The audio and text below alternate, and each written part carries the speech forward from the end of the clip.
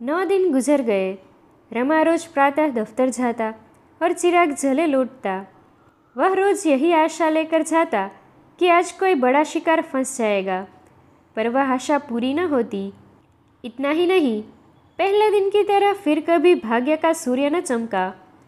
फिर भी उसके लिए कुछ कम श्रेय की बात नहीं थी कि 9 दिनों में ही उसने 100 रुपये जमा कर लिए थे। उसने 1 पैसे का पान भी न खाया था। जालपा ने कई बार कहा, चलो कहीं घूम आवे, तो उसे भी उसने बातों में ही टाला। बस कल का दिन और था। कल आकर रतन कंगन मांगेगी तो उसे वह क्या जवाब देगा। दफ्तर से आकर वह इसी सोच में बैठा हुआ था। क्या वह 1 महीना भर के लिए और न मान जाएगी? इतने दिन वह और न बोलती तो शायद वह उससे उरूण हो जाता। उसे विश्वास था कि मैं उससे चिकनी चुपड़ी बातें करके राजी कर लूँगा। अगर उसने जिद की तो मैं उससे कह दूँगा, सराफ रुपया नहीं लौटाता। सावन के दिन थे, अंधेरा हो चला था। रमा सोच रहा था, रमेश बाबू के पास चलकर 2-4 बाजियाँ खेलाऊं, मगर बादलों को देख देख रुक जाता था। इतने में रतन आ पहुंची। वह प्रसन्न न थी। उसकी मुद्रा कठोर हो रही थी। आज वह लड़ने के लिए घर से तैयार होकर आई है और मुरव्वत और मुलाहजे की कल्पना को भी कोसों दूर रखना चाहती है। जालपा ने कहा, तुम खूब आई, आज मैं भी ज़रा तुम्हारे साथ घूम आऊँगी। इन्हें काम के बोझ से आजकल सिर उठाने की भी फुर्सत नहीं है। रतन ने निष्ठुरता से कहा, मुझे आज तो बहुत जल्द घर लौट जाना है। बाबूजी को कल की याद दिलाने आई हूँ। रमा उसका लटका हुआ मुंह देखकर ही मन में सहम रहा था। किसी तरह उसे प्रसन्न करना चाहता था। बड़ी तत्परता से बोला, जी हाँ, खूब याद है। अभी शराब की दुकान से चला आ रहा हूँ। रोज़ सुबह शाम घंटे भर हाजिरी देता हूँ, मगर इन चीज़ों में समय बहुत लगता है। दाम तो कारीगरी की है, मालियत देखिए तो कुछ नहीं। 2 आदमी लगे हुए हैं, पर शायद अब भी 1 महीने से कम में चीज़ तैयार न हो, पर होगी लाजवाब। जी खुश हो जाएगा। पर रतन जरा भी न पिघली। तिनक कर बोली, अच्छा, अभी महीना भर और लगेगा? ऐसी कारीगरी है कि 3 महीने में पूरी न हुई। आप उससे कह दीजिएगा मेरे रुपये वापस कर दें। आशा के कंगन देविया पहनती होगी, मेरे लिए ज़रूरत नहीं। रमानाथ, 1 महीना न लगेगा, मैं जल्दी ही बनवा दूंगा। 1 महीना तो मैंने अंदाजन कह दिया था। अब थोड़ी ही कसर रह गई है। कई दिन तो नगीने तलाश करने में लग गए। रतन, मुझे कंगन पहनना ही नहीं है। भाई, आप मेरे रुपये लौटा दीजिए बस। सुनार मैंने भी बहुत देखे हैं। आपकी दया से इस वक्त भी 3 जोड़े कंगन मेरे पास होंगे, पर ऐसी धांधली कहीं नहीं देखी। धांधली के शब्द पर रमा तिलमिला उठा। धांधली नहीं, मेरी हिमाकत कहिए। मुझे क्या ज़रूरत थी कि अपनी जान संकट में डालता। मैंने तो पेशगी रुपये इसलिए दे दिए कि सुनार खुश होकर जल्दी से बना देगा। अब आप रुपये मांग रही है, सर्राफ रुपया नहीं लौटा सकता। रतन ने तीव्र नज़रों से देखकर कहा, क्यों, रुपये क्यों न लौटाएगा? रमानाथ, इसलिए कि जो चीज़ आपके लिए बनाई है उसे वह कहाँ बेचता फिरेगा। संभव है साल 6 महीने में बिक सके। सबकी पसंद एक सी तो नहीं होती। रतन ने त्योरियाँ चढ़ाकर कहा, मैं कुछ नहीं जानती।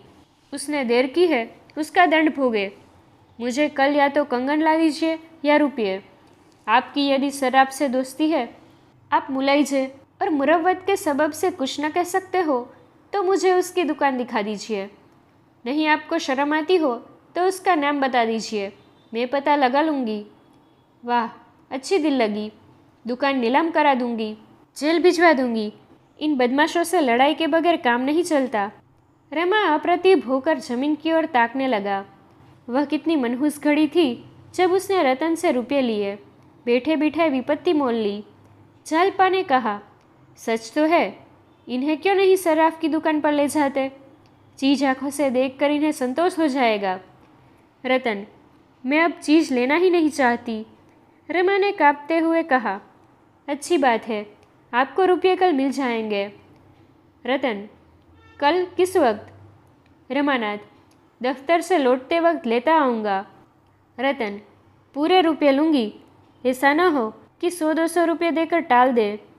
रमानाथ, कल आप अपने सब रुपये ले जाइएगा। यह कहता हुआ रमा मर्दाने कमरे में आया और रमेश बाबू के नाम एक रुक्का लिखकर गोपी से बोला, इसे रमेश बाबू के पास ले जाओ, जवाब लिखाते लाना। फिर उसने एक दूसरा रुक्का लिखकर विश्वंभर दास को दिया कि माणिक दास को दिखाकर जवाब लाए। विश्वंभर ने कहा, पानी आ रहा है। रमानाथ, तो क्या सारी दुनिया बह जाएगी, दौड़ते हुए जाओ। विश्वंभर, और वह जो घर पर न मिले। रमानाथ, मिलेंगे, वह इस वक्त कहीं नहीं जाते। आज जीवन में पहला अवसर था कि रमा ने दोस्तों से रुपये उधार मांगे। आग्रह और विनय के जितने शब्द उसे याद आए उनका उपयोग किया। उसके लिए वह बिल्कुल नया अनुभव था। जैसे पत्र आज उसने लिखे, वैसे ही पत्र उसके पास कितनी ही बार आ चुके थे। उन पत्रों को पढ़कर उसका हृदय कितना द्रवित हो जाता था, पर विवश होकर उसे बहाने करने पड़ते थे। क्या रमेश बाबू भी बहाना कर जाएंगे? उनकी आमदनी ज़्यादा है, खर्च कम। वह चाहे तो रुपये का इंतजाम कर सकते हैं। क्या मेरे साथ इतना सुलूक भी न करेंगे? अब तक दोनों लड़के लौटकर नहीं आए। वह द्वार पर टहलने लगा। रतन की मोटर अभी तक खड़ी थी। इतने में रतन बाहर आई और उसे टहलते देखकर भी कुछ बोली नहीं। मोटर पर बैठी और चल दी। दोनों कहाँ रह गए अब तक? कहीं खेलने लगे होंगे। शैतान तो है ही, जो कहीं रमेश रुपये दे दे तो चांदी है। मैंने 200 नाहक मांगे, शायद इतने रुपये उनके पास न हो। ससुराल वालों की नोच खसोट से कुछ रहने भी तो नहीं पाता। माणिक चाहे तो 1500 दे सकता है, लेकिन देखा चाहिए। आज परीक्षा हो जाएगी। आज अगर इन लोगों ने रुपये न दिए तो फिर बात भी न पूछूंगा। किसी का नौकर नहीं हूँ कि जब वह शतरंज खेलने को बुलाए तो दौड़ा चला जाऊँ। रमा किसी की आहट पाता तो उसका दिल जोर से धड़कने लगता। आखिर विश्वंभर लौटा। माणिक ने लिखा था, आजकल बहुत तंग हूँ, मैं तो तुम ही से मांगने वाला था। रमा ने पुर्जा फाड़कर फेंक दिया। मतलब ही कहीं का। अगर सब इंस्पेक्टर ने मांगा होता तो पुर्जा देखते ही रुपये लेकर दौड़े जाते। खैर, देखा जाएगा। चुंगी के लिए माल तो आएगा ही, इसकी कसर तब निकल जाएगी। इतने में गोपी भी लौटा।